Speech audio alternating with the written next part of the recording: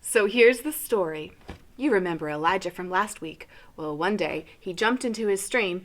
Ouch, he said. There was no plop, there was no splash, because there was no more water, and the plants were dying.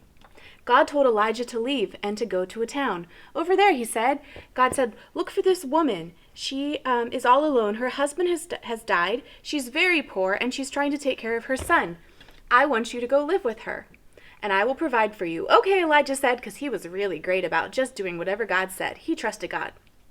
Hello, ma'am. Can I have some water and some bread, please? I'm very hungry and thirsty after my trip. I'm so sorry, sir. I can get you some water from the well, but I'm about to feed my son and I our last meal, and then we'll have no more food. We're out of money. And Elijah said, ma'am, if you will give me your last bit of bread, I promise you that God will provide for you, and you will never run out of your ingredients for your bread until the end of this famine. So the woman said, okay, because she was a generous woman who trusted God.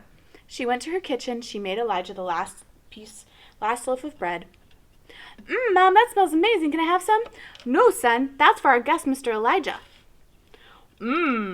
Delicious, Elijah said. Why don't you all eat too? So the woman went back to her kitchen, and there was more ingredients there, just like he had promised. She had enough flour and enough oil, so she made everyone a meal. And this happened for a couple years. They never ran out of what they needed. They always had enough to eat, and God provided for them. And this woman was honored to have Elijah stay with her. He was one of the most important leaders in the entire country, and she was able to be generous to her guest and care for her son. Our God is a generous God, and so we can be generous just like him.